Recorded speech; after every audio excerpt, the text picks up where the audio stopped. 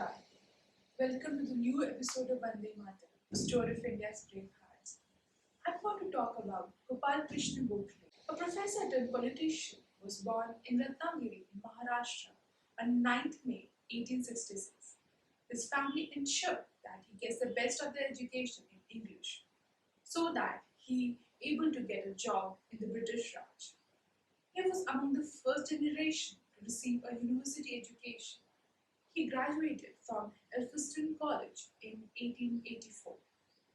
He was greatly influenced by Justice Mahadev Govind Ranade, so much so that he was also called the Manasputra of Justice Govind Ranade. He was great admirer of James Stuart Mill and Edmund Burke.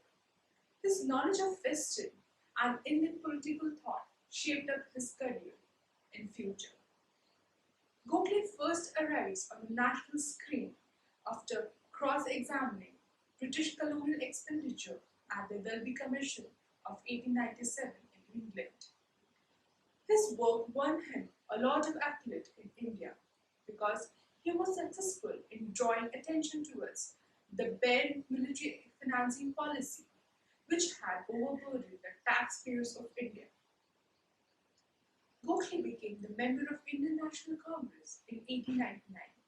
He charged then the Viceroy, Lord Curzon, as the most inefficient and racist to have occupied that post. He gave up his job as a professor of history and political economy at the Fergusson College, Pune, to enter politics in 1902. Gokhale is remembered for his extensive work in colonial legislatures.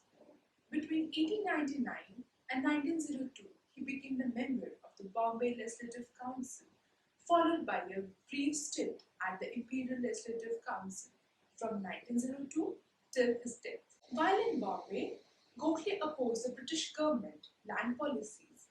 He advocated free and compulsory primary education and demanded for creation of equal opportunities to fight against untouchability. At Imperial Legislature, Gokhale played a key role in framing the Parliamentary reforms of 1909 and advocated for the expansion of legislative councils at both the central and the provinces. A critic of British imperial bureaucracy, he favoured governance from below, that is, the decentralization of power and getting the powers in the hands of the panchayat and the taluka bodies. He also raised voice for the diaspora living in other parts of the British Empire. Gokhale became the Congress president at his Benares session in 1905. This was also the time when bitter differences were seen between his groups of moderates and the extremists were led by Lala Lajpat Rai and Bal Gangadhar Tilak, among the others. Matter became serious when the Congress split at the Surat session of 1907.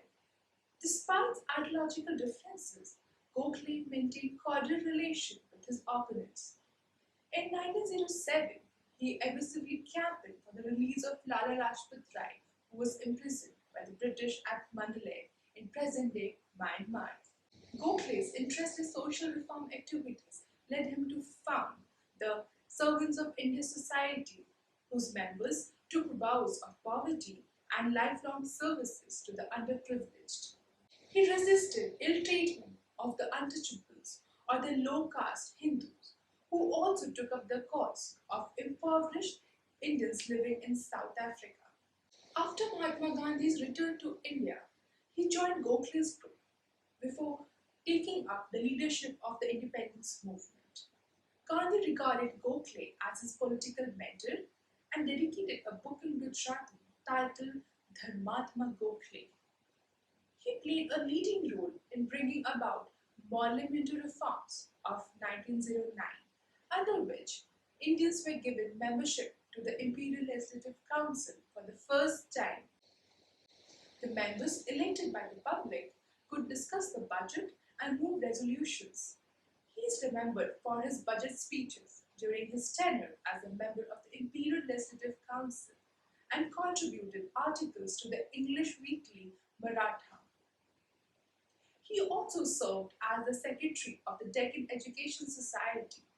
In 1908, he founded the Ranade Institute of Economics. He started English weekly newspaper, the Hitavat, voiced his reformist views through a daily newspaper, Janaprakash. He breathed his last on 19th February 1950 in Bombay. Thank you. Namaskar.